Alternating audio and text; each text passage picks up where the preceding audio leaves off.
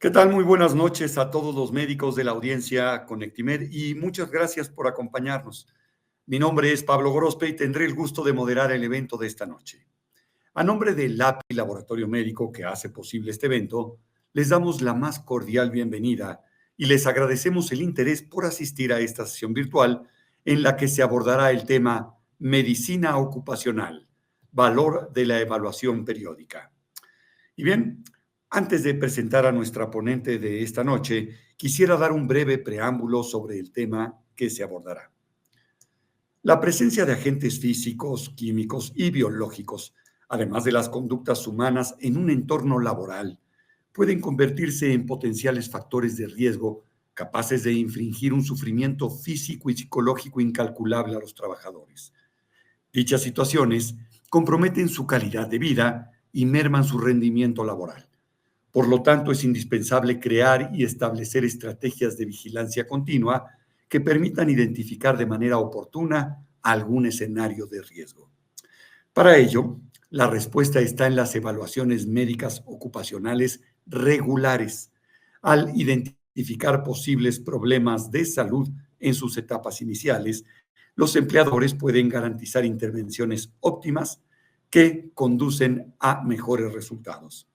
Estas medidas proactivas pueden culminar en una disminución tangible de las audiencias por enfermedad, de las ausencias por enfermedad y un aumento de la satisfacción laboral, a la par que se genera un ambiente de concientización sobre la importancia de la salud en el lugar de trabajo. En esta sesión virtual se destacará la importancia de los exámenes médicos periódicos en la vigilancia activa de la salud de los trabajadores, así como sus implicaciones legales y éticas. A lo largo del evento podrán enviar sus preguntas a través del chat y al final de la exposición contaremos con 20 minutos para responder dudas y comentarios que nos hagan llegar. Y ahora sí, a continuación quiero dar la bienvenida a nuestra ponente de esta noche. Ella es la doctora Nayeli Velasco Soriano. Ella es médico cirujano por la Universidad Nacional Autónoma de México.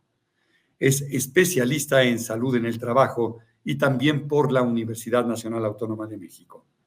Cuenta con certificaciones en ergonomía, riesgos ocupacionales y metodologías internacionales como OCRA, Checklist y NIOSH. Ha liderado iniciativas clave en empresas como Unilever México, Aramark y el Banco del Bienestar, con enfoque en la prevención de riesgos laborales, promoción de la salud y cumplimiento normativo. Ahora sí, sin más preámbulo, doy la palabra a la doctora Nayeli Velasco Soriano. Buenas noches, doctora, bienvenida. La escuchamos.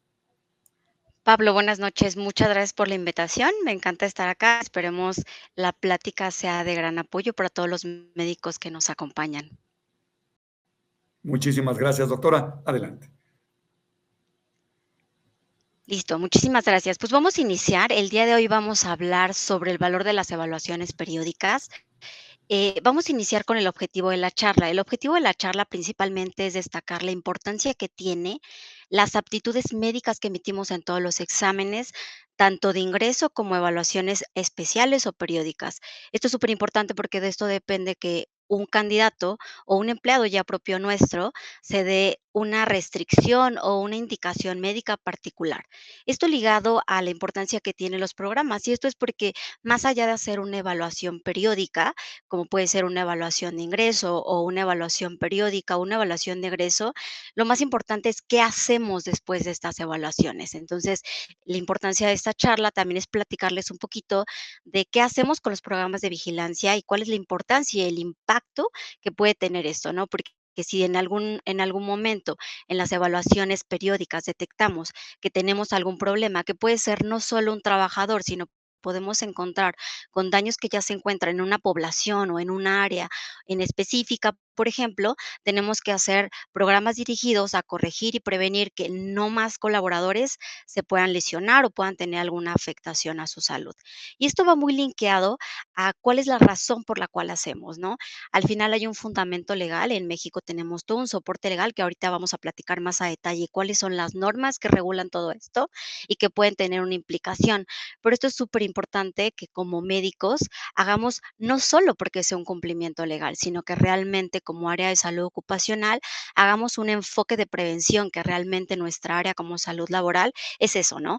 Encontramos alguna patología y qué vamos a hacer al respecto y cómo lo vamos a mejorar. Al final del día, para la industria, lo más importante es la prevención. ¿Por qué? Porque al estar en una industria, el que incrementemos esto, la salud en cada uno de nuestros colaboradores, pues va a mejorar la productividad. Entonces, vamos a enfocarnos en estos 3 objetivos a lo largo de la charla.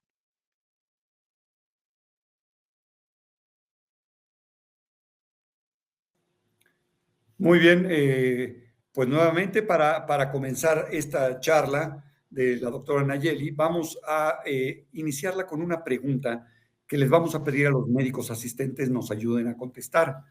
La pregunta es la siguiente. Según la Ley Federal del Trabajo y la normativa mexicana, ¿quién es responsable de expedir las normas oficiales mexicanas en materia de seguridad y salud en el trabajo? La opción uno es la Secretaría de Salud, la opción 2 el Instituto Mexicano del Seguro Social, la opción 3 la Secretaría del Trabajo y Previsión Social y la opción 4 la Secretaría de Gobernación. Por favor, apóyenos con sus respuestas. Evidentemente, más adelante vamos a empezar y vamos a votar a través de la doctora, evidentemente, estos comentarios. Doctora.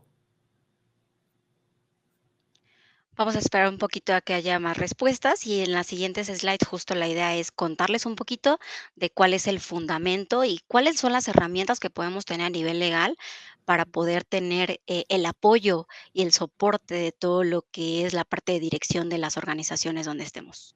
Excelente, doctora. Bien, vamos ahora ya a finalizar la votación, alcanzando bueno, pues, casi el 70% más del 70% de nuestros médicos que nos acompañan esta noche. Muchas gracias por su participación.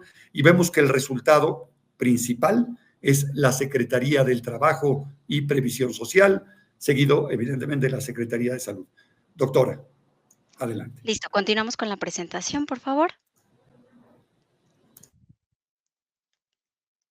Ok, el marco legal es una parte fundamental para que podamos hacer estas evaluaciones y yo creo que es muy importante porque muchas veces, y pues sucede más en organizaciones pequeñas, donde lamentablemente el equipo de liderazgo no siempre está a favor de que realicemos evaluaciones médicas, porque esto al final del día implica un coste adicional y un gasto para la organización. Como médicos de las organizaciones, creo que el marco legal en México nos es de mucho apoyo porque podemos tener todo el soporte legal de que tenemos la justificación de que legalmente se tienen que realizar dichas evaluaciones, ¿no? Tanto ingresas, periódicos y especiales, con la finalidad de cuidar la salud de los colaboradores. Entonces, creo que todo esto es un marco. Tenemos desde la Constitución Política, tenemos la Ley Federal de Trabajo, la Ley General de Salud, normas oficiales mexicanas que ya hablan peculiarmente específica, hay una norma para cada factor de riesgo y también, sin no más importancia, tenemos los convenios de normas internacionales que también muchas veces sirven como referencia. Vamos a platicar de los más importantes que tenemos de marco legal y esto es con la finalidad de que justo cuando ustedes se enfrenten con esto puedan tener como este soporte, ¿no? El primero que tenemos es la Constitución. Hay dos artículos principalmente que nos pueden servir como referencia para soporte para las evaluaciones. El primero es el artículo 4. El artículo 4 nos habla del derecho a la protección de salud, ¿no? ¿Y esto qué significa? Que toda persona tiene derecho a un ambiente sano para desarrollo y su bienestar. Y aquí fundamentalmente van ligadas todas las actividades que nosotros como área laboral hacemos enfocadas para promover y proteger la salud de los colaboradores. La segunda que viene también en la Constitución es la 123. La 123 nos dice que toda persona tiene derecho a un trabajo digno. Aquí vienen muchas, sin embargo, destacaría principalmente cuatro. La primera nos habla de las duraciones de las jornadas. Muchas veces cuando la operación está sobre marcha, que nos pide algunas liberaciones para que ciertos trabajadores puedan hacer tiempos extras, acá nos sirve de referencia porque ya legalmente tenemos estipulada cuántas horas puede ser una jornada normal y también cuántas horas están permitidas para un trabajo nocturno. Por ejemplo, si nos pidieran una aptitud médica para una persona que está embarazada, nosotros sabemos que en base a la ley, una persona en estado de embarazo no puede bajo ninguna circunstancia colaborar, trabajar en la noche. El segundo que destacaría de este sería justo ligado a este anterior, que son las restricciones durante el embarazo. Creo que algo que está muy bien marcado en diferentes marcos legales es todos los planes que se tienen que seguir cuando una persona se encuentra en el periodo de embarazo. Son todas las restricciones que debe de tener de no cargas, no exposición a riesgos cancerígenos, no trabajo, no cargas como tal, no horas extras, no trabajar en tiempos prolongados en bipedestación. El tercero que resaltaría de este, y creo que va de la mano mucho con el compromiso que deben de tener todas las organizaciones, es que marca específicamente la Constitución que todos los accidentes y enfermedades profesionales que surjan en ejercicio o con motivo de trabajo serán responsabilidad del empleador. Entonces, esto es un marco súper puntual que nos ayuda también a defender todo el soporte financiero que necesitamos muchas veces para hacer toda la parte de prevención y promoción. Y el cuarto que destacaría de la Constitución sería todas las medidas para prevenir accidentes, que esto va muy linkeado a todos los programas de vigilancia epidemiológica y los programas específicos, como son programa de conservación auditiva, dependiendo de los factores de riesgo que tengan. Entonces, serían como los que yo destacaría. De la Ley Federal del Trabajo tenemos algunos que yo resaltaría, que sería el 132, que nos habla de medidas preventivas en materia de seguridad y salud. En este principalmente, algo que es muy importante, que nos vuelve una vez más a enmarcar la importancia de la protección que debe de tener una mujer embarazada. Otro artículo de la Ley Federal de Trabajo que destacaría sería el 133, que habla de no negarse a aceptar a colaboradores por alguna causa, ya sea por un tema de origen étnico, género, edad, alguna discapacidad, alguna condición de salud. ¿O por qué? Porque esto puede generar un tema de discriminación. Y esto creo que es súper importante y más adelante lo vamos a abordar por el tema de protección de datos. El hacer exámenes médicos, lamentablemente en algunas organizaciones se ha vuelto una forma de no contratar a gente y rechazar, ¿no? La funcionalidad o el principal enfoque de hacer exámenes preempleo es asegurar que el colaborador se encuentre en condiciones óptimas para desarrollar su trabajo. Y en caso de que algún candidato presente alguna lesión o alguna limitación, la finalidad o el objetivo como el área laboral nuestra no sería rechazarlo, sino sería reubicarlo, hacer un acomodo, podemos llamarlo, y notificarle a las áreas correspondientes dónde es el área donde puede reubicarse que no implique un daño para su salud. Pero ahorita más adelante vamos a platicar o a reforzar este tema. Otro artículo importante de la Ley Federal de Trabajo con el que podemos tener el soporte es el artículo 475. Acá, una vez más, nos vuelve a enunciar que el patrón es responsable de la seguridad y la prevención en los centros de trabajo. Entonces, esto una vez más nos vuelve a dar el soporte para tener el soporte también, tanto financiero como administrativo, para que se puedan permitir hacer toda la implementación y todos nuestros programas de vigilancia epidemiológica. Otro artículo importante en la Ley Federal de Trabajo que nos marca es el artículo 506. El artículo 506 nos dice que nosotros, todos los médicos que estamos en este ámbito, somos los responsables de certificar si el colaborador se encuentra en condiciones óptimas para laborar. Esto aplica también en todos los casos cuando un colaborador se va en un periodo prolongado, llámese por una incapacidad, por enfermedad general o por riesgo de trabajo. A su retorno nosotros tenemos la responsabilidad de adaptarlo en un puesto de trabajo que no implique un riesgo. Es por eso muchas veces, y tomando como referencia este artículo, cuando tenemos algún caso que el IMSS ya categorizó, por ejemplo, muchas veces podemos tener un accidente de trayecto que quedó con secuelas secundarios a una fractura, el colaborador hace una postulación para una calificación de una IPP, lamentablemente a veces, por ejemplo, no los clasifican, los dan de alta y lo que indican para nosotros como compañía es que los reubiquemos, ¿no? Entonces, este artículo refuerza la importancia de que nosotros tenemos que hacer una recolocación en caso de ser necesario en base a la condición médica de los colaboradores. Otro artículo muy importante de la Ley Federal de Trabajo es el 513, que nos habla de la tabla de enfermedades de trabajo, ¿no? Aquí ya viene toda la clasificación de todas las enfermedades de trabajo que podemos tener y obviamente cuáles nos aplicaría en base a nuestro ramo y en base a nuestros riesgos de trabajo que podamos tener en nuestras áreas de trabajo. La siguiente, el marco normativo, también tenemos la Ley General de Salud en el Trabajo, de Salud. La primera nos habla de acceso a servicios de salud. Creo que el hecho de que las empresas puedan tener un área médica, que nosotros podamos desarrollar todo eso, es la pauta. Sin embargo, sabemos que por ley las empresas que son más pequeñas, que tienen menos de 100 colaboradores, pues lamentablemente legalmente no tienen la obligación de tener un servicio médico. Sin embargo, tienen la obligación de poder referir estos colaboradores a otros institutos a recibir atención médica, como es el IMSS en la mayoría de los casos. Segundo, que ese sí muy encaminado a todo lo que es los exámenes médicos, es el derecho a la protección de salud, ¿no? Que es el disfrute de servicios de salud, que es cuando tenemos algún servicio médico dentro de las instalaciones. Y el otro punto que va muy encaminado a todos los programas que debemos de tener de vigilancia epidemiológica son los programas de promoción y protección de la salud y prevención de enfermedades de origen ocupacional. El tercer punto que yo resaltaría de la Ley General de Salud es el artículo 3, que nos habla de la vigilancia en la prestación de salud, que nos habla tanto de atención médica, campañas, programas, y esto al final del día no viene como regulado de programas obligatorios en la ley general, solo viene enmarcado, que ya más adelante vamos a platicar también de cuáles son las otras regulaciones. De ahí pasamos al Reglamento General Federal de Seguridad y Salud en el Trabajo, ¿no? Aquí nos marca muchas cosas, les quise poner cuatro que considero que son pues los más destacables para esta charla. Y el primero es contar con un diagnóstico de seguridad y salud en el trabajo y los estudios y análisis de riesgos requeridos por parte del Reglamento General de las normas, ¿no? Esto que nos dice, este reglamento al final del día se hace con varias cosas. Un porcentaje se hace con todas las evaluaciones que tenemos, porque en base a nuestro diagnóstico situacional de saber cómo se encuentra toda nuestra población, podemos encaminar nuestros programas o todos nuestros programas conservativos.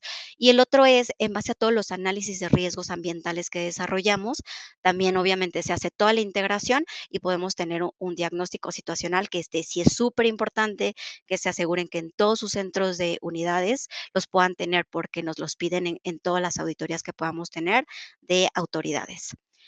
El segundo punto que destacaría es la integración de programas de seguridad y salud. Acá eh, el reglamento federal nos enmarca que este programa debe de estar hecho en base a nuestro diagnóstico situacional. Entonces, aquí entra la importancia de que nuestros exámenes periódicos no los hagamos, acá mi recomendación es de que no los hagamos solo porque es un cumplimiento legal tenerlos, sino que realmente nos tomemos el tiempo para que después de que tengamos estas evaluaciones, podamos hacer una integración, no solo a nivel personal, sino a nivel colectivo, ya sea por centro de trabajo, por área o como podamos hacerlo, y el programa que decidamos de manera anual, enfocarlo a los daños que podamos tener. Ejemplo, si en nuestros exámenes o evaluaciones periódicas estamos detectando que en el área de logística tenemos prevalencia de hipoacusias por exposición de ruido, debemos, y más, con mayor razón, si detectamos que no es solo un caso, estamos teniendo una alteración colectiva, nos habla de que hay una alteración en esa área. Entonces, nuestro programa debería ir enfocado a los hallazgos que encontremos. El tercer punto que destacaría, y es justo el enfoque de esta charla, es la aplicación de exámenes periódicos a personal ocupacionalmente expuesto. Acá es súper importante porque además acá tenemos uno de los principales fundamentos para que nos autoricen a hacer estas evaluaciones médicas. La importancia de estas evaluaciones también es que no las hagamos solo por hacer, sino que realmente hagamos un perfil biológico, que más adelante lo vamos a platicar también en esta charla, y que vaya dirigido a evaluaciones específicas en base a los factores de riesgo que tiene cada colaborador. Mi sugerencia es que acá no hagamos todo grupal, a menos de que tengamos los mismos factores de riesgo. Si tenemos los mismos factores de riesgo, sí es válido que hagamos como el mismo perfil biológico a todo nuestro grupo de exposición. Sin embargo, si tenemos factores diferentes, mi sugerencia es que se adapten perfiles de riesgo en base a riesgos de exposición. El cuarto punto que resaltaría sería justo contar con los dictámenes, informes, resultados y certificados en materia de seguridad. Este punto específicamente se refiere a todos los puntos de evaluaciones de reconocimiento. Por ejemplo, si tenemos exposición a ruido, tenemos que tener esta evaluación y este reconocimiento por parte de ruido. Si tenemos trabajos de manejo manual de carga, ergonómicos de la NOM 36, tenemos que tener este reconocimiento. Estos son los principales cuatro puntos que yo resaltaría y que ahorita van como muy de la mano con el tema que estamos abordando el día de hoy. Eh, El reglamento adicional a esto tiene un enfoque en todos los programas que debemos de tener, que van justo encaminados a los factores de riesgos, los procedimientos. Al final, si tenemos un factor de riesgo, debemos de tener un procedimiento que nos diga cómo debemos de actuar y cuál es el plan a seguir en caso de que tengamos. El EPP que debemos de tener en base a ese factor de riesgo, me sigo con el ejemplo, por ejemplo, de ruido. Si tenemos exposición a ruido, debemos de tener un programa de ruido de conservación, un procedimiento de cuál es la forma en que vamos a llevar esta evaluación, con qué frecuencia vamos a hacer las evaluaciones médicas, qué estudios vamos a realizar, el EPP, qué EPP es el adecuado para esa exposición o ese tipo de ruido que tenemos, capacitación y adiestramiento, la capacitación que debe tener nuestra gente y va con dos enfoques, ¿no? Uno siempre es importante con el uso correcto de EPP y dos, los daños a la salud que los colaboradores pueden tener en base a ese factor de riesgo, ¿no? Y el siguiente punto que siempre va a venir en cada una de las aplicaciones es la vigilancia para la salud. Y obviamente en este punto se enmarca lo que es los exámenes médicos que deben de realizarse a cada uno. En el artículo 32 del Reglamento Federal viene el desglose de todos los factores de riesgo que tenemos. Les comentaba que adicional a lo que habíamos platicado, otro de los soportes normativos que tenemos es todas las normas de la STPS. Las normas de STPS se dividen en dos grupos principales. Uno son todas las normas que son propias de salud y otros son las normas de seguridad. Al final del día, todas las normas nos competen como área de salud. De ahí, mi sugerencia acá para que podamos tener es, número uno, yo sugeriría que hagan una matriz de requerimientos legales.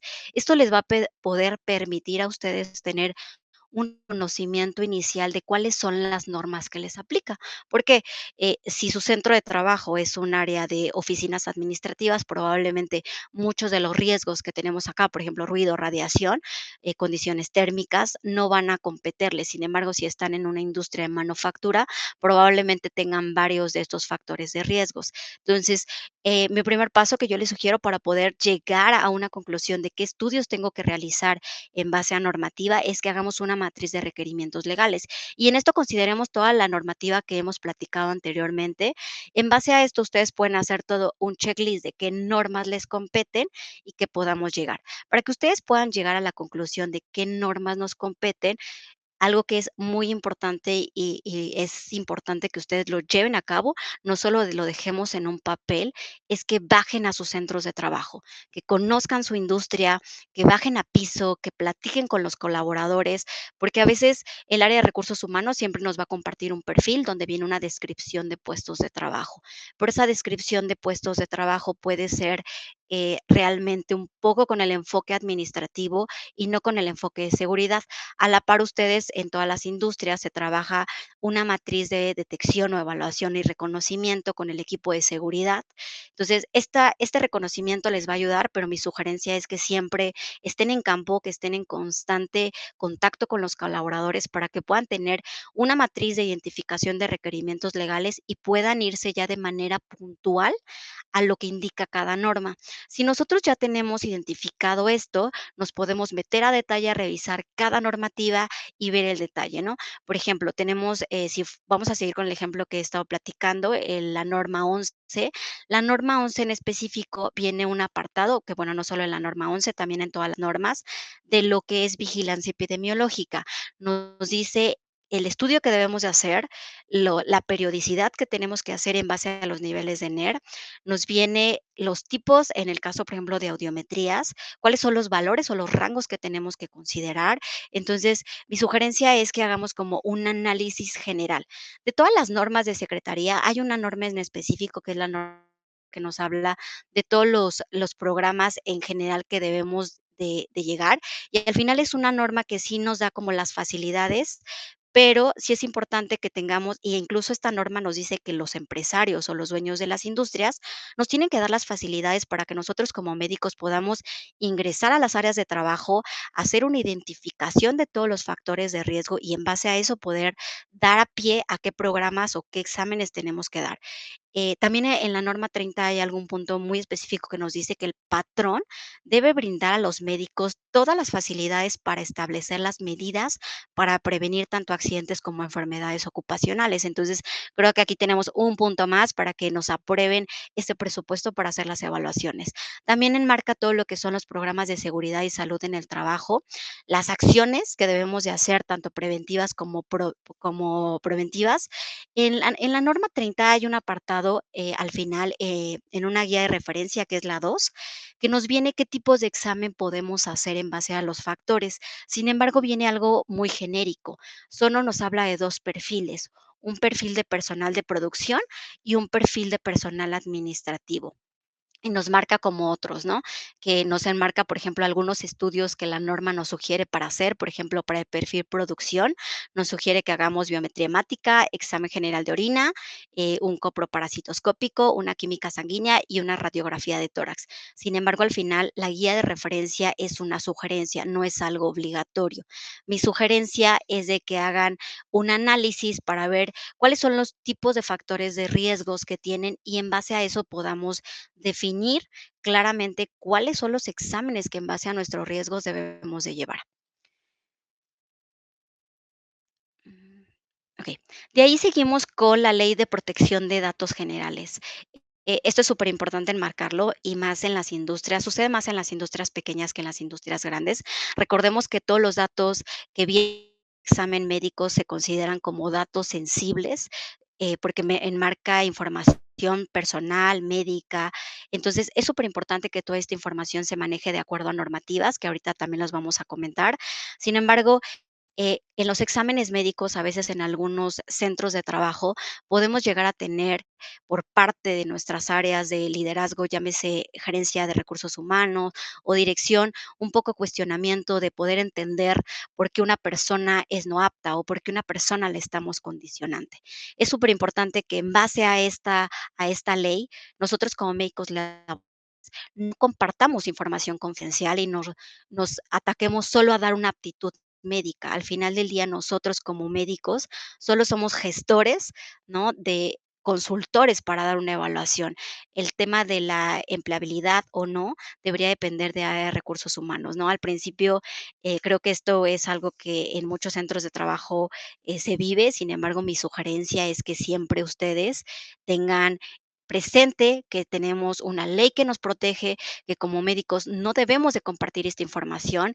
E incluso en la ley federal viene muy claro que nosotros lo que sí debemos de compartirle a todos los patrones son aptitudes, no diagnósticos. Entonces aquí hay que tener como mucho cuidado. De ahí viene 2 normas muy importantes, que es qué hacemos con todas esas evaluaciones médicas, cómo los archivamos o cómo se administran, y tenemos 2 principales normas, ¿no? Una es la norma 4, que es para todo el expediente que es físico, y tenemos la norma 24, que es para todo lo que es el expediente físico digital. En específico, la norma de expediente nos habla del manejo que se debe de llevar como prestadores de salud, cómo debemos de manejar todo el tema de integración, conservación, todo el control de las notas médicas, todos los requerimientos médicos específicos de información general que deben de tener todas estas notas. Nos vienen todos los datos mínimos, las buenas prácticas de una historia clínica, como son un lenguaje médico técnico, es que no tengan abreviaturas, que la letra sea legible en caso de que sea manual, que no haya tachaduras, que no haya enmendadura. Y la norma 24, que es de expediente. Actualmente ya hay muchos proveedores externos que nos ofrecen un expediente clínico. Sin embargo, es súper importante que aseguremos que en caso de que contratemos a un expediente clínico, a un proveedor de expediente clínico, que nos garantice una confiabilidad de la información, ¿no? Y más ahora que podemos tener la información, si no tiene la protección adecuada, podemos tener robo de información confidencial e incluso si en algún momento ustedes tienen que compartir información médica, siempre tomen medidas de prevención. En esta norma viene en el apéndice A y C, vienen los requisitos mínimos. Yo les sugiero los consulten en caso de que tengan que contratar a un externo para poder hacer esta evaluación y nos aseguremos que el proveedor externo que contratemos cumpla con estos lineamientos, porque de lo contrario podríamos caer en tener algo digital, pero que no cumpla con normatividad.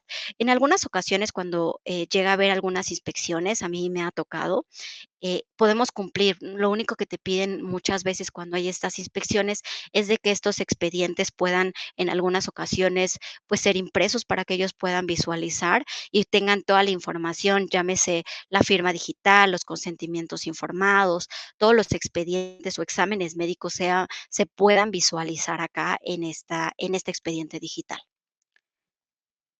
De ahí, de los expedientes digitales, también, remarcaría 3 aspectos. Uno, los expedientes clínicos son propiedad de las instituciones, ya sean instituciones públicas o instituciones privadas. Esto quiere decir que en caso de que alguien solicite información adicional, e incluso o nuestros colaboradores, muchas veces ellos quieren copia de los estudios, o incluso si en algún tercero o alguna inspección tercera nos pide alguna evaluación, es importante que nosotros pidamos un consentimiento. Bajo ninguna circunstancia podemos compartir un expediente médico si no contamos con el debido autorización y consentimiento firmado por parte de los empleados, ¿no? El otro punto a resaltar es cómo tratar estos documentos en la elaboración y beneficios del presente, que deben de ser preservados por un periodo mínimo de 5 años. Esto es principalmente en factores generales. Sin embargo, si ustedes tienen trabajadores expuestos a factores como son químicos cancerígenos, esto sí nos pide que estén por un periodo de mínimo 30 años. Sin embargo, si están expuestos a factores de riesgo generales que no son de alto riesgo, aseguremos que los tengamos por 5 años, es suficiente en caso de alguna inspección o alguna auditoría. Vamos a pasar a la pregunta 2 antes de que sigamos avanzando. Así es, doctora. Vamos a ver cuál es la pregunta 2. A quienes invitamos nos apoyen a contestar desde su plataforma. Es una pregunta interactiva. Y la pregunta es la siguiente. ¿Cuál es el principal objetivo de los exámenes médicos ocupacionales en el ámbito laboral? Les vamos a pedir que nos apoyen con sus respuestas. La primera opción es cumplir únicamente con un requisito legal. La segunda opción, detectar enfermedades comunes no relacionadas al trabajo. La opción 3, evaluar la aptitud física y mental del trabajador para desempeñar sus funciones de manera segura y eficiente y prevenir riesgos laborales. Y la última opción, mejorar el clima laboral a través de actividades recreativas. Por favor, regálenos su respuesta. Ya tenemos más de la mitad de nuestros asistentes que nos han apoyado con su respuesta. Muchísimas gracias. Doctora, ¿tiene algún comentario hasta ahorita en lo que cerramos la votación? No, veo que, podemos avanzar la presentación e ir esclareciendo. Las realidades de esta pregunta, son varios, sin embargo, la principal, efectivamente, es la aptitud médica, pero ahorita vamos a revisar los demás puntos. Si quieres, podemos continuar con la presentación, por favor, Pablo. Bien, voy a finalizar la votación para que vean los resultados. En este momento ya estoy compartiendo los resultados de más del 70% de los médicos que nos acompañan y, bueno, como vemos, el resultado principal, doctora, es evaluar la aptitud física y mental del trabajador para desempeñar sus funciones de manera segura y eficiente y prevenir riesgos laborales. Como dice doctora, más adelante vamos a ver un poquito más de este tema. Adelante. Gracias, Pablo. Okey.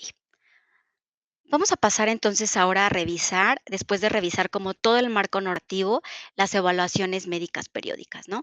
Las evaluaciones médicas periódicas son todas Bien, las vamos a esperar evaluaciones. nuevamente. Tenemos algún problema igual con la conexión de la doctora. Ahorita se reincorpora rápidamente.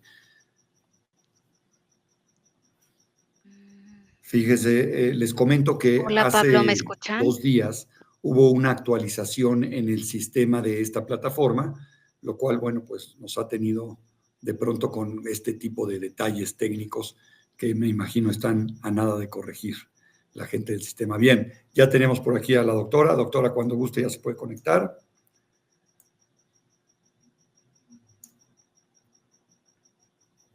Un segundo más. Les pido su paciencia. Ya está por acá la doctora, ya nada más hay que prender micrófono y cámara, doctora. Si me escucha, únicamente micrófono y cámara. Ya estamos. Doctora, nuevamente, ya estamos aquí de vuelta. Venimos regresando de la respuesta de la pregunta. Adelante. Gracias, Pablo. Una disculpa, estoy teniendo temas con mi internet. Les comentaba que ahora vamos a pasar con las evaluaciones médicas. Después de que revisamos o lo más destacado del marco normativo, vamos a empezar con las evaluaciones médicas.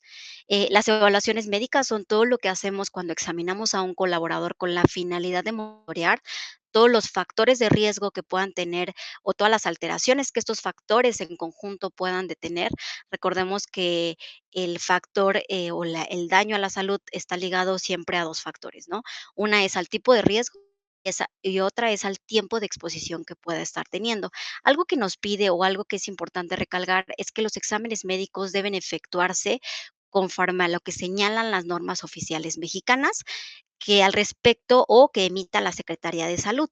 Sin embargo, también algo que nos indica es que en caso de que no exista normado, porque también muchas veces las normas hablan de vigilancia epidemiológica de una forma general, todos ustedes como médicos tienen la libertad de definir cuáles son los tipos de exámenes médicos a realizarse en base a los factores de riesgos que tengan sus colaboradores. ¿Cuáles son los tipos de exámenes que podemos realizar en nuestros centros de trabajo? Uno es el examen de preingreso o examen que se hace antes de que un candidato o un empleado ingrese a nuestras instalaciones. Otros son las evaluaciones periódicos. Otras son las evaluaciones especiales. Llámese evaluaciones especiales todas aquellas que hacemos fuera de rutina, que pueden ser por varios aspectos. Uno puede ser posterior a la universidad, otra es, cambio de puesto. Este es súper importante que se haga derivado a que si cambiamos a un empleado a una exposición diferente, como puede ser un puesto diferente o factores de riesgo diferente o un área diferente, deben de realizarse. O también cuando sean referidos. Muchas veces podemos tener exámenes especiales referidos por los líderes de área, que detectemos que un líder de área nos diga que está teniendo problemas de salud o está teniendo mucho ausentismo por un trabajador y hagamos una valoración especial para saber qué se está haciendo. La otra son los exámenes de egreso. Esta, la verdad, es de importante y más para destacarlas por el tema de las probables enfermedades profesionales que pueda haber, que se recalquen o se declaren ante el IMSS posterior al egreso, y esto nos sirva como soporte para que nosotros podamos tener el fundamento de cuál es la causa. Vamos a verlos un poquito más a detalle. Los exámenes preempleo son todas las evaluaciones que se realizan para determinar la condición médica en los 3 aspectos: física, mental y social, antes de la contratación de un empleado. ¿Cuál es la función que tienen estas evaluaciones? Asegurar que el candidato se encuentra en óptimas condiciones para desarrollar su puesto de trabajo y que esto no limite o genere un riesgo mayor al que pueda estar. ¿Cuáles son los principales objetivos de estos exámenes? Uno, saber cuál es la condición médica basal y no como un tema de restricción, sino saber si yo detecto que un candidato a su ingreso tiene diabetes, yo sé que debe de llevar un monitoreo, de lo contrario esto puede llegar o a una crisis o a una descompensación que me pueda generar incluso un accidente. De ahí, el segundo sería ver los factores de exposición previos, que es en todo el cuestionario, que ahorita también vamos a platicar un poquito, cuenta, porque muchas veces puede ser que el candidato ya venga con alguna lesión ocupacional o un daño a su salud no derivado a un factor o a un trabajo previo. Entonces, es súper importante que cuando hagamos el interrogatorio, preguntemos a qué factores ha estado expuesto. Muchas veces la gente no tiene como el contexto específico, pero es importante que nosotros como médicos indaguemos en tiempos de exposición, tipo de factor, si usaba algún equipo de protección personal. El segundo objetivo es tener también el conocimiento de todos los antecedentes personales que pudieran implicar un riesgo para desarrollar o una enfermedad, tanto de origen profesional como enfermedad general que a la larga o a mediano plazo, como área de salud nos pueda generar un impacto de ausentismo en los colaboradores, ¿no? Saber cuáles son los antecedentes personales o antecedentes familiares que pueda tener este colaborador aunado a los factores de riesgo y esto pueda ser en conjunto en un incremento de un factor de riesgo para algo más grande. Antecedentes personales patológicos, los antecedentes personales no patológicos. El segundo objetivo es definir la aptitud laboral. Aquí me gustaría volver a reforzar con ustedes que es súper importante que no caiga tema de discriminación. La aptitud médica debe de ir enfocado hacia el colaborador está en óptimas condiciones para desarrollar y aseguremos que los factores a los que va a estar expuesto no impliquen un riesgo. Por ejemplo, si sabemos que un colaborador va a estar expuesto a riesgos ergonómicos, supongamos que su función es en un restaurante y que tiene que hacer servicio de comida y nosotros en el examen médico encontramos que tiene una lesión osteomuscular, llámese una lesión en manguito rotador, una tendinitis, y sabemos que por su puesto de trabajo va a estar realizando actividades de movimiento repetitivo y que la lesión preexistente pueda generar una limitación, nuestra aptitud iría enfocado a esto. Si por esa lesión que presenta ella no puede desarrollar, aquí tendríamos que evaluar si este candidato podría reubicarse a otro puesto donde no implique una restricción. Entonces, acá es superimportante que nos lleva al otro punto, que es cuáles son las recomendaciones médicas y restricción que debemos de poner ante una aptitud.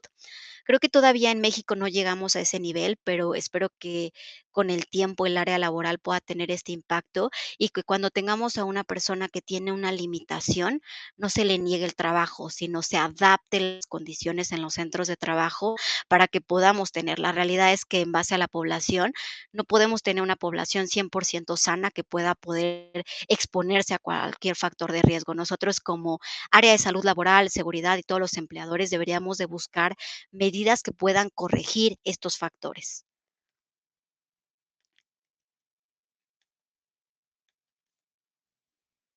Ok, de ahí también, antes de pasar a los exámenes periódicos que se consideran todas las evaluaciones para poder llevar el monitoreo de colaboradores que ya son nuestros y poder identificar de manera oportuna probables alteraciones, hay que ver también la periodicidad. La periodicidad de los exámenes periódicos va a depender de los factores de riesgo a los que están expuestos cada uno de sus colaboradores. Acá también en algunas normativas, dependiendo los riesgos, si vienen, por ejemplo, si nos seguimos con el ejemplo de la norma 11, nos recomienda que si el nivel de exposición de ruido es mayor a 5 decibeles, los exámenes se hagan cada 6 meses. Sin embargo, si el de exposición de NER está entre 80 y 85, nos sugiere que se hagan las evaluaciones cada año. Pero, por ejemplo, para cargas, la norma 36 sí nos dice que los trabajadores que están expuestos a riesgos de manejo manual de carga, porque ahorita solo está el apéndice 1, se hagan cada año. Sin embargo, también tenemos normas como la norma 24 de riesgos de vibración, donde nos sugieren que los exámenes se hagan por lo menos cada 2 meses. Acá la periodicidad de los exámenes va a depender mucho de los factores de riesgo que ustedes están llevando a cabo. ¿Cuál es el objetivo de hacer exámenes periódicos?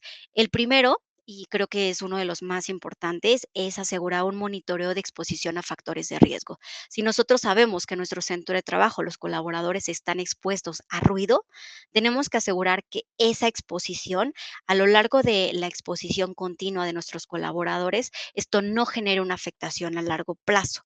El segundo es identificar alteraciones de salud temporales o permanentes que puedan agravar la salud de nuestro colaborador. Siguiendo con este mismo ejemplo, si en nuestros exámenes periódicos detectamos que un colaborador cuando ingresó en su examen preempleo, su examen audiométrico salió normal y en un examen periódico al año que le hicimos salió con una hipoacusia leve, esto es una alerta para nosotros que puede tener una alteración. Y acá podemos hacer varias cosas. Desde uno, retirarlo de la exposición, hacer una reubicación, siempre y cuando solo sea una persona. Si detectamos en estas evaluaciones periódicas que tenemos un grupo grande de afectación, ya no estamos hablando de un caso aislado, estamos hablando de un factor de riesgo que ya está generando daños a nuestra población en general y aquí sin duda alguna tendríamos que buscar planes de acción preventivos y correctivos.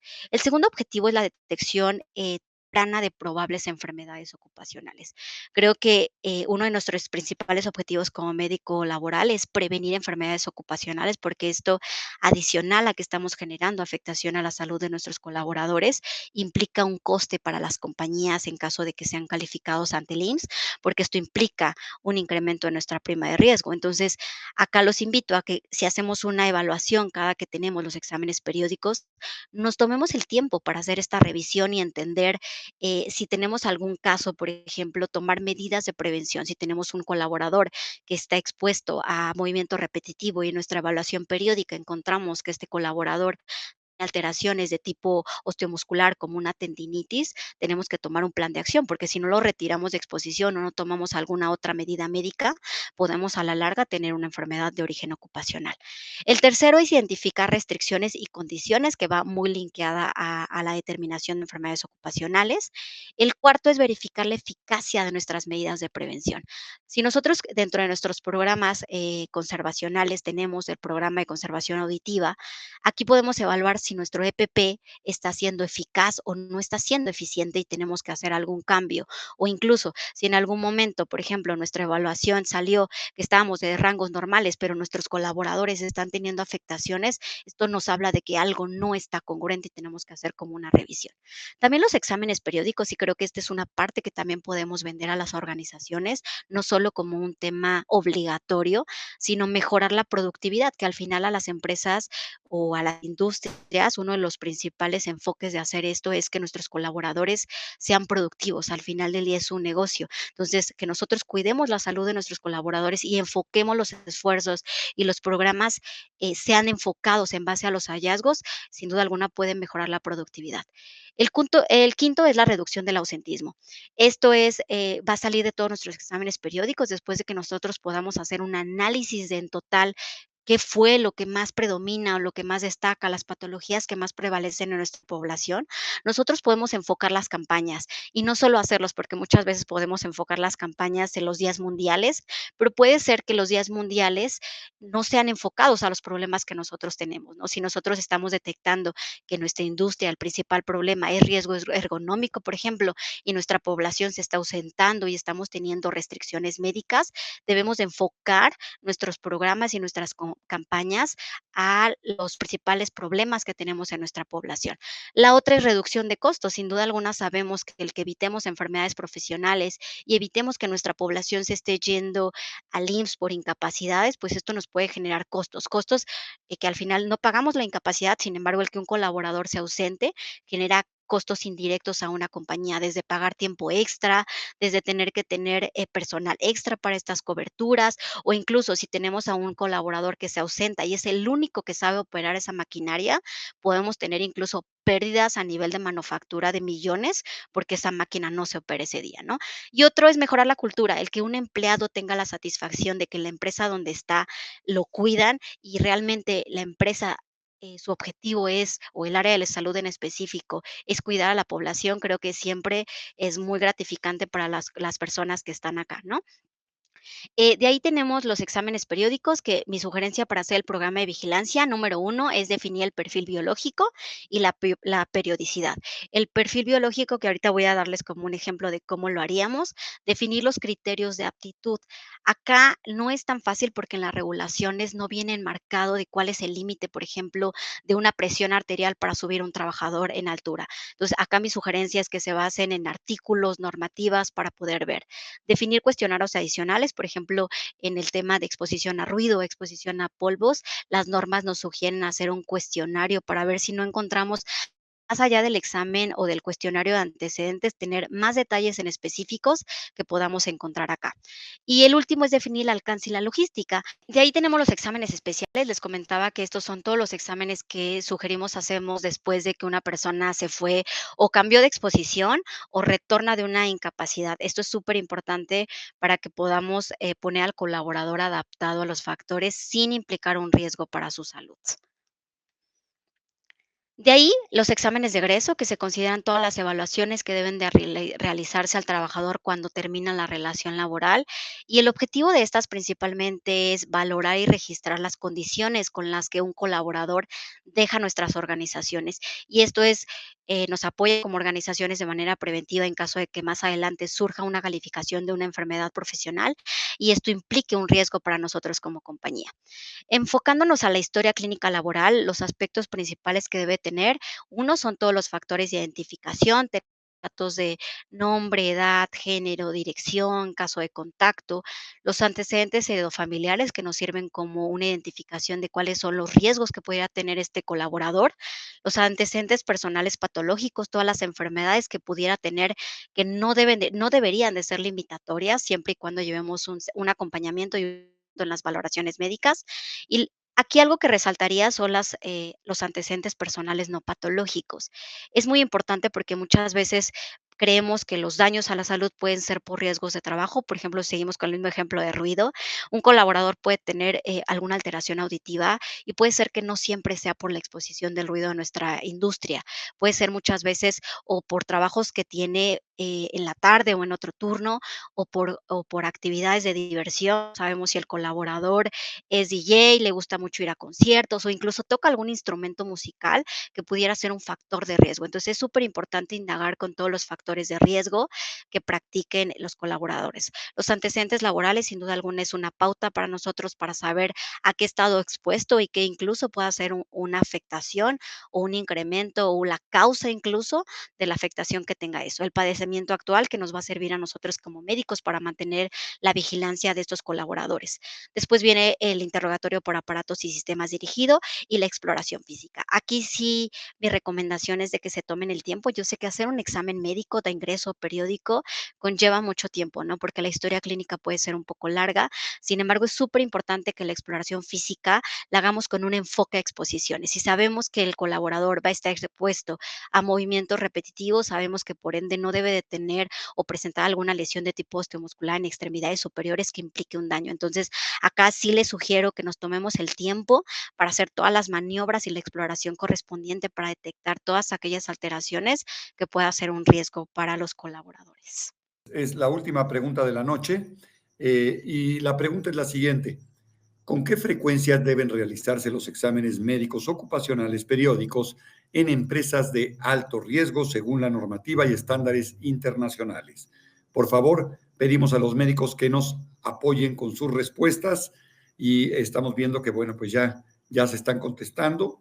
Les agradecemos muchísimo su colaboración.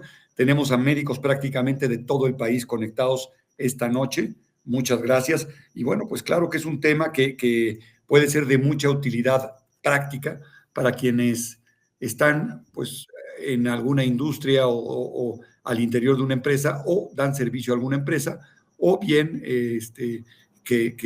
las empresas los buscan para este tipo de servicios, doctora.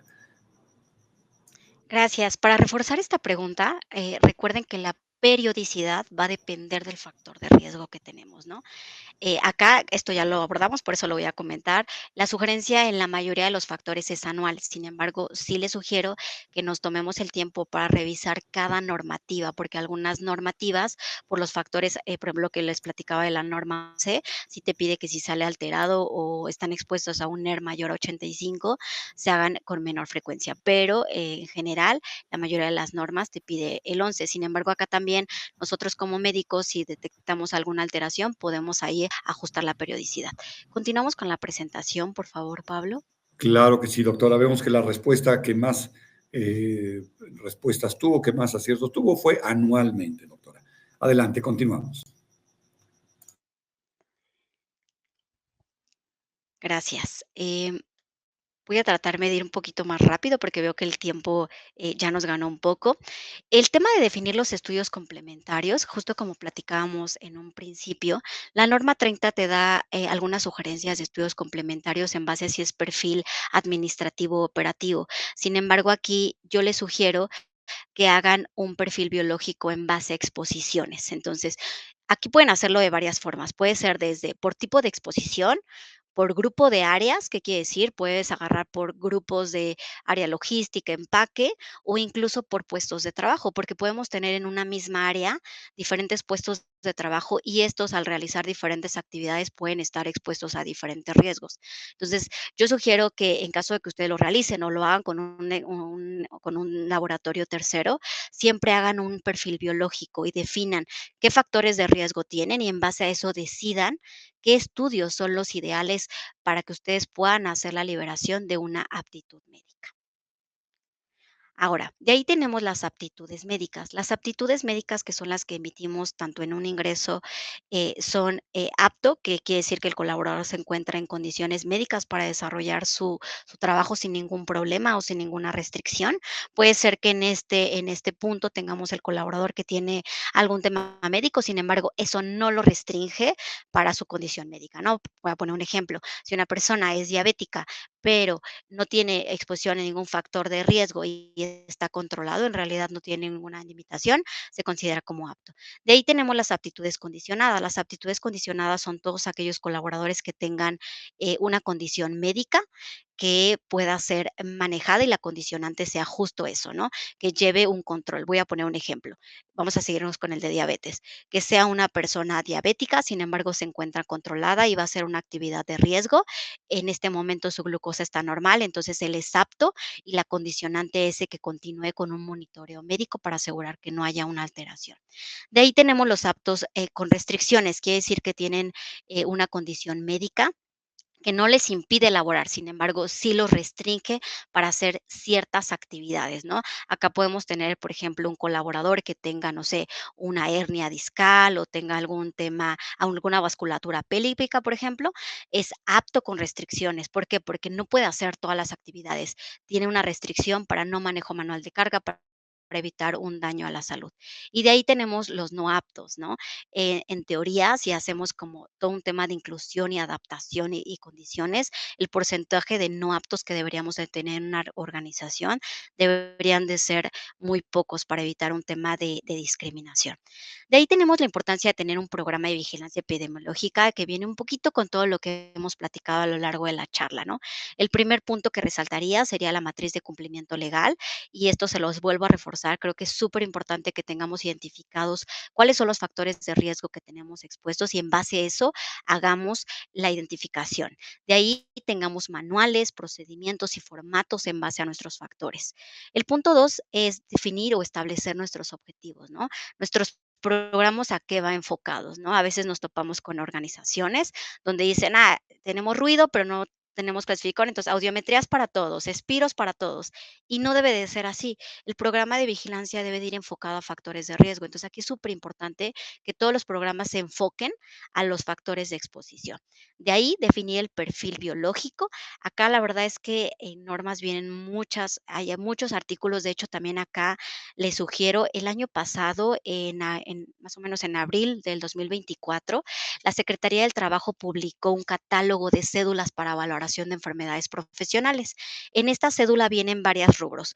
Viene la identificación de enfermedades por la CIA 11, vienen los agentes o probables agentes causales, las actividades económicas o puestos de trabajo que pueden generar estas enfermedades, los elementos clínicos o el cuadro clínico que puede presentar un empleado, los estudios de laboratorio, gabinete y otros estudios que pueden ayudarnos a hacer este diagnóstico y los criterios de relación causa-efecto y el pronóstico. La verdad es que yo les sugiero que lo revisen. Ahorita si podemos también se los puedo pegar acá para que ustedes lo tengan y consulten este catálogo. Este catálogo también les puede servir a ustedes para hacer la definición de los perfiles biológicos en base a su puesto de trabajo. El cuarto es la logística y el cronograma de actividades. Esto es porque en base a la actividad que desarrollen las industrias, hay que ponerse de acuerdo con el área manufacturera y elegir el mejor momento que la operación pueda facilitarle a los colaboradores, porque en base al perfil que tenga cada candidato, a veces nos podemos llevar hasta 1 hora y media o 2 horas en hacer todas las evaluaciones que se tienen que hacer. Entonces, es súper importante que ustedes establezcan con los líderes de su organización horarios, fechas estratégicas y cuál es el momento por operación más estratégico para definir.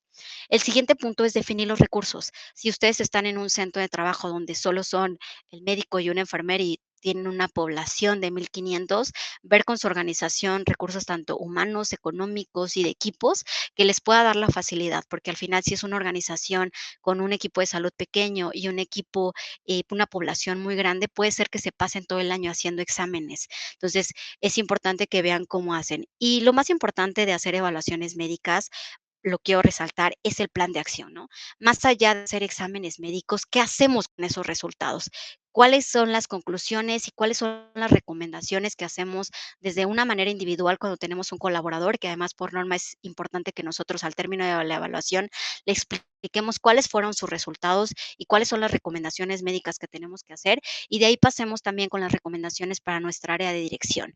Si detectamos que hay un problema en un área, buscar con ellos cuáles son los planes de acción, cuáles son los programas que vamos a implementar para que podamos llevar una mejora en la salud de todos nuestros empleados.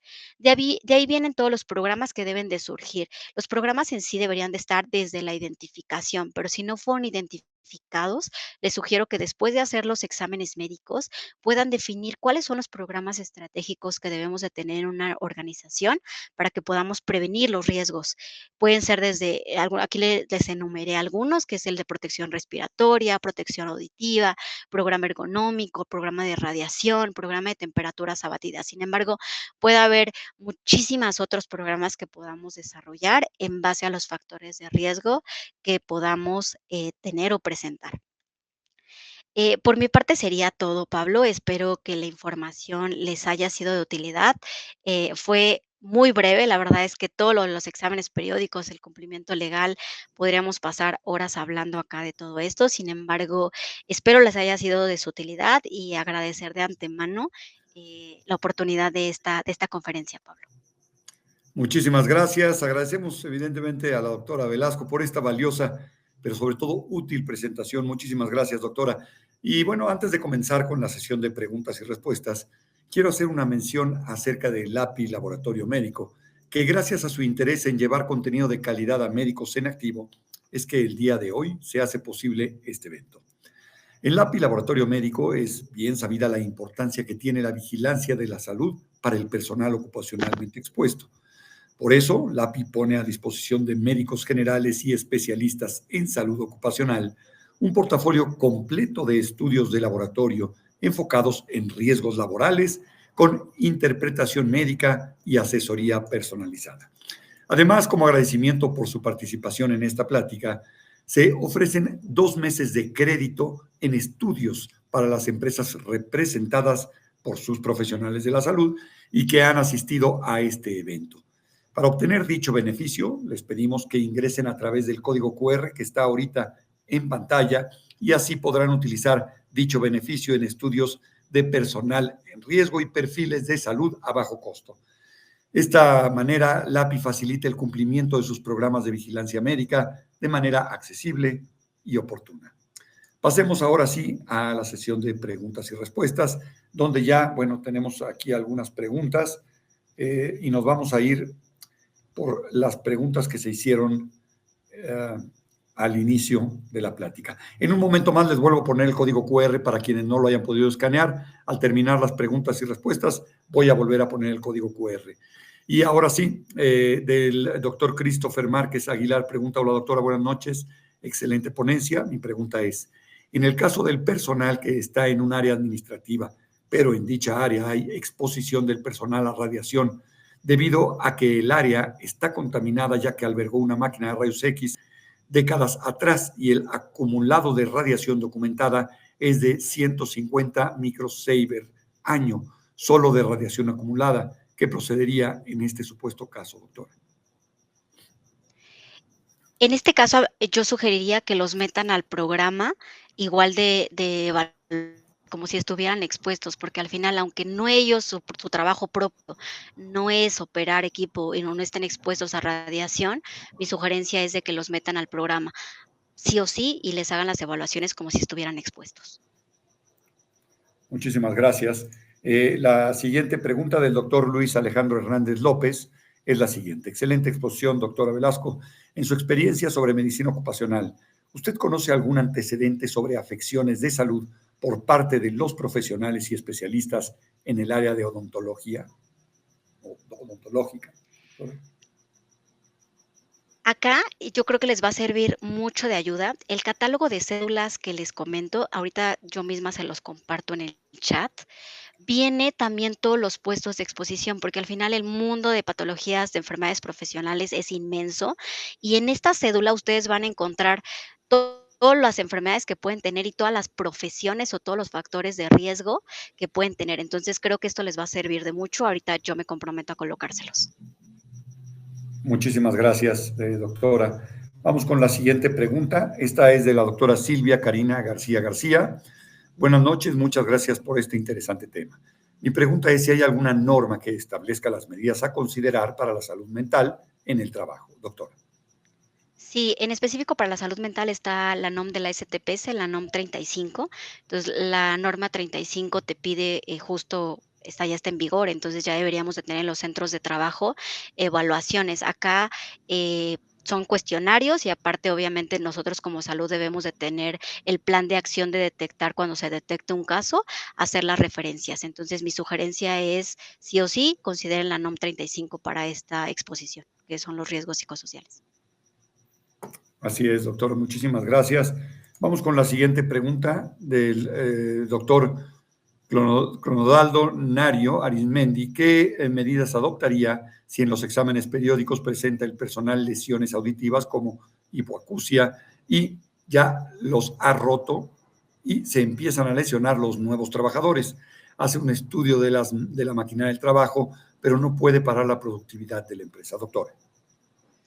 Aquí es súper importante, recuerden que los planes de acción ante cualquier factor, el primero es eliminar el factor de riesgo. Entonces, este es muy complicado porque obviamente implica mucho, pero siempre hay que ponerlo en la mesa con nuestras áreas directivas.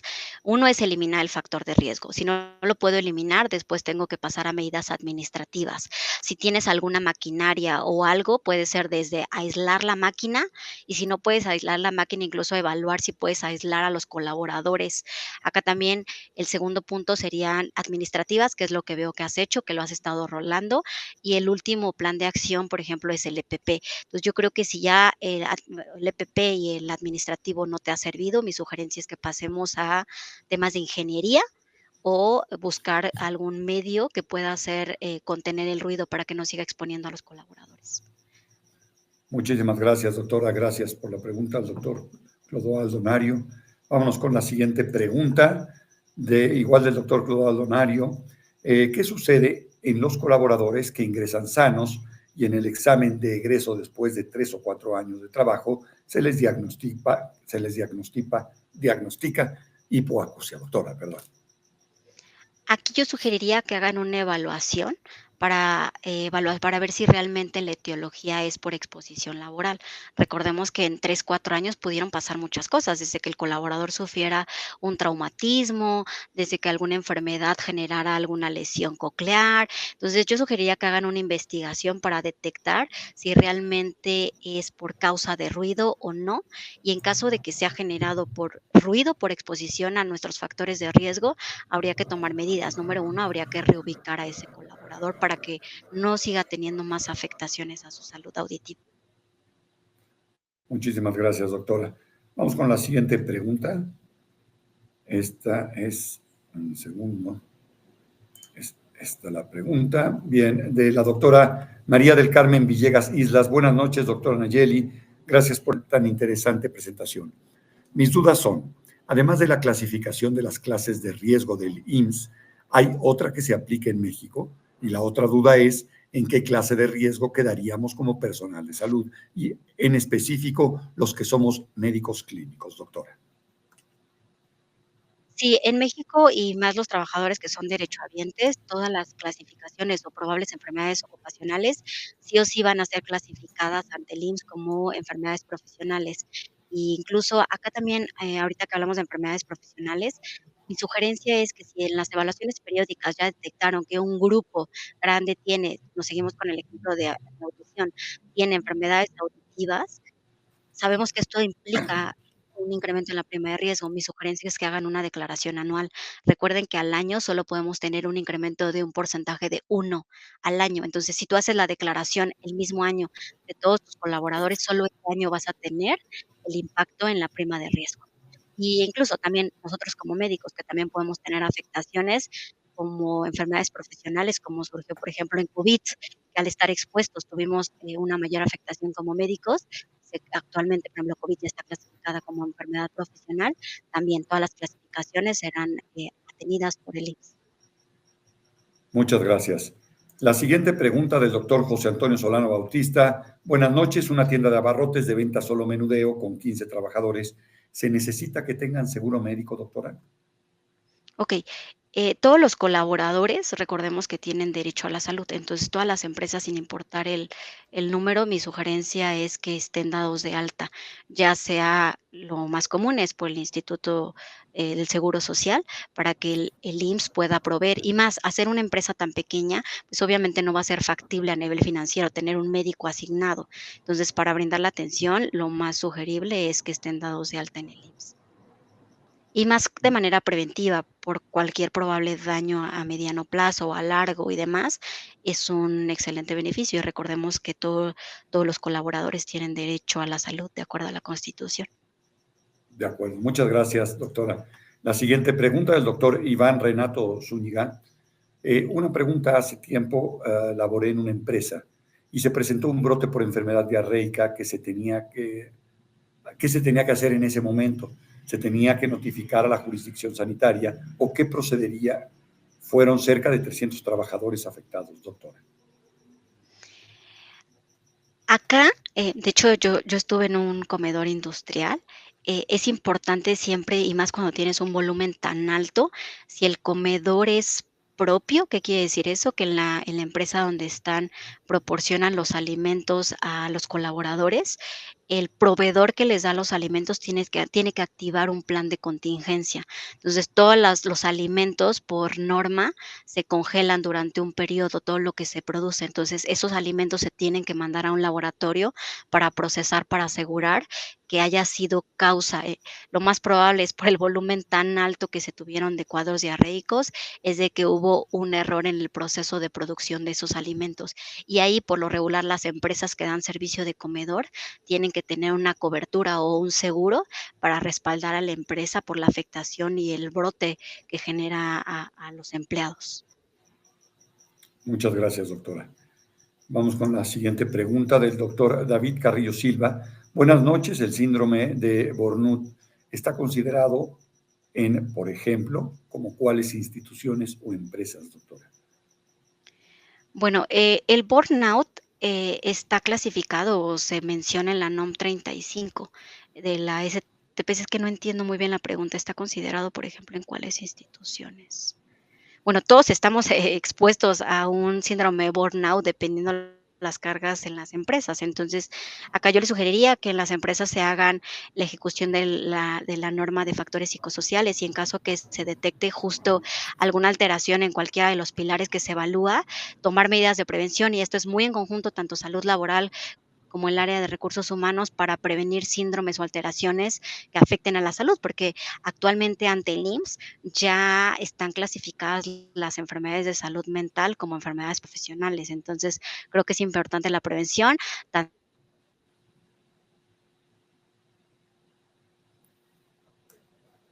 ejecutar la norma como hacer medidas de prevención para evitar que los colaboradores lleguen a un síndrome.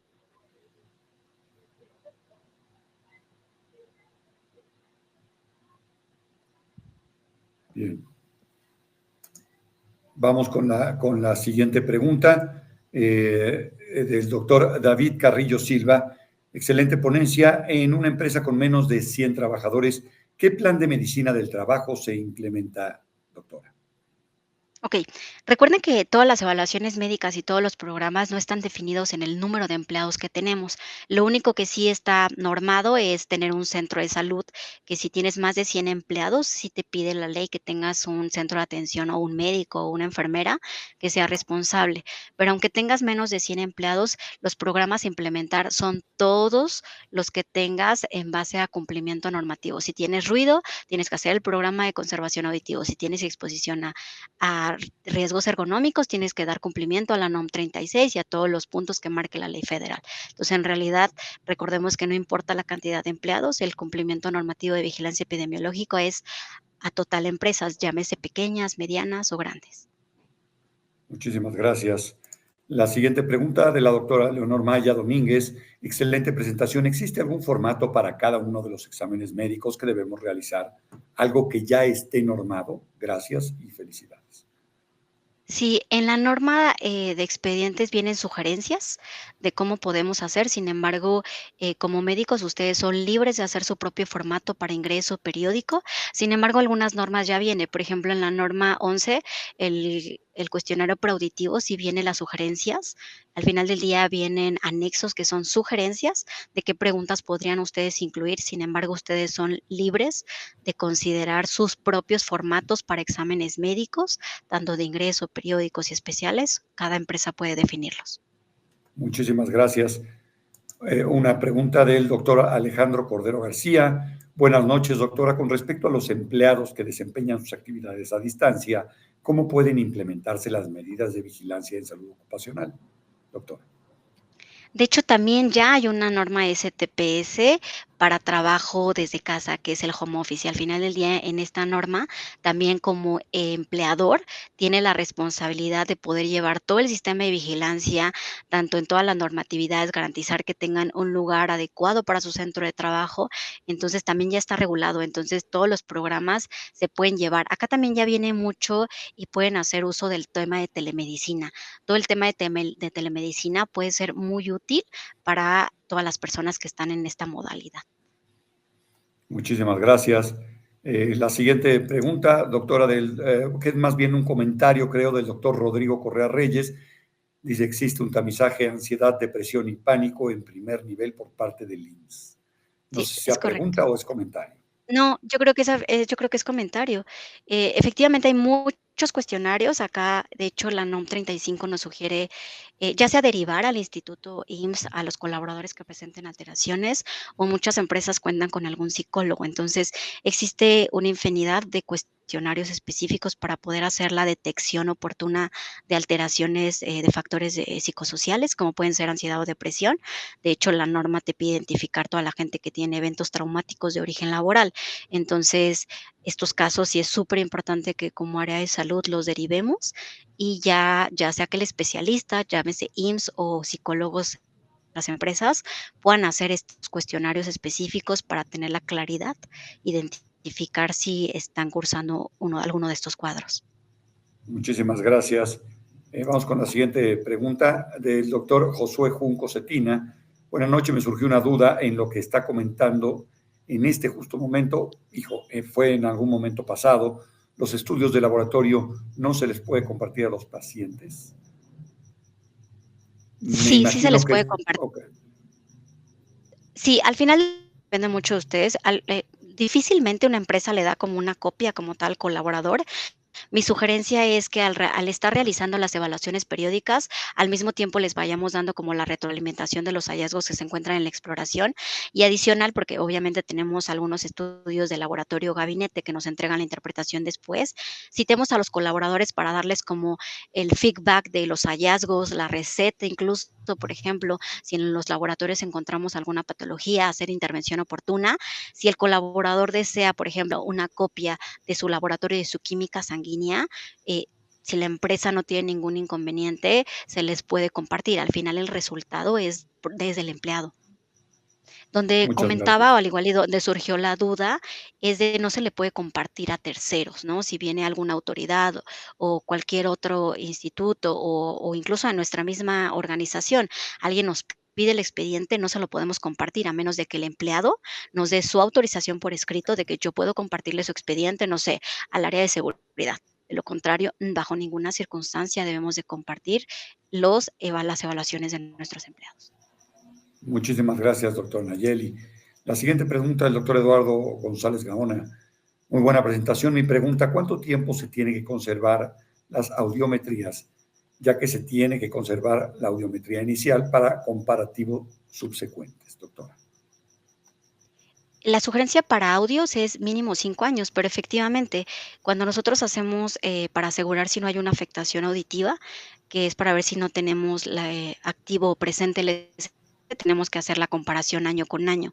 Entonces, legalmente, hay que tenerlas 5 años después que el colaborador se va. Sin embargo, si es un colaborador activo, pues el tiempo que dure el empleado, y eso nos permite hacer como el comparativo, pero de que salga el empleado, debemos de tenerlo por lo menos 5 años. De acuerdo. Muchísimas gracias, doctor. Estoy viendo que con esto, bueno, al parecer ya terminamos con todas las preguntas. Estas ya las vimos hace un rato. Ujú. Pues sí, creo que sí. Justamente terminamos ya, finalizamos con esta sesión de preguntas y respuestas. Y bueno, con ello también finalizamos esta sesión virtual. No sin antes agradecer a la doctora Nayeli Velasco por su participación y por compartirnos sus conocimientos, su tiempo. Doctora, antes de despedirnos, ¿le gustaría dar algunas palabras finales al auditorio? No, pues solo agradecer por la invitación. Espero la información les haya sido de utilidad. Yo creo que el área laboral todavía tiene muchísimo que dar. Mi única sugerencia es de que cuidemos a los empleados. Lo más importante como médicos laborales es asegurar que nuestros empleados sean médicamente aptos y no generemos más daño. Recordemos que más allá de un colaborador, atrás de ellos hay una familia que cuidar a nuestros hijos. Y por mi parte sería todo. Muchísimas gracias, Pablo. Doctora, muchísimas gracias. Voy a pedir al equipo de Conectimed que nos vuelvan a poner el código QR para quienes no han podido. Ahí está el código QR para que accedan a los beneficios que el API Laboratorio Médico les ofrece. Para poder acceder a estos beneficios, tienen que escanear este código QR. Bien, les recordamos que al término de esta sesión, el equipo de Conectimed les hará llegar un correo electrónico con un artículo relacionado al tema de hoy. Y les invitamos también a acompañarnos en la siguiente sesión virtual presentada por LAPI Laboratorio Médico, en la que se abordará el tema fertilidad femenina, una exploración integral en la que se revisarán pruebas de laboratorio, su aplicación clínica y algunos métodos diagnósticos más efectivos, cómo interpretar los resultados de las pruebas y las mejores prácticas para mejorar la salud reproductiva de las pacientes. Este evento ya se encuentra disponible en el banner principal de la plataforma. Si gustan confirmar desde hoy su asistencia, lo pueden hacer. Y en estos momentos aparece un botón en la parte superior de la pantalla, ya está ahí el botón. En este botón los llevará a una breve encuesta que solo les tomará unos minutos de su tiempo, en la que podrán enviarnos su opinión sobre este evento. Agradecemos muchos comentarios, como siempre. Estamos muy agradecidos en Conectimed que nos acompañen y que podamos seguir siendo parte de este trabajo de conocimiento constante, semana a semana. Reiteramos nuestro agradecimiento por su asistencia. Muy buenas noches. Hasta la próxima.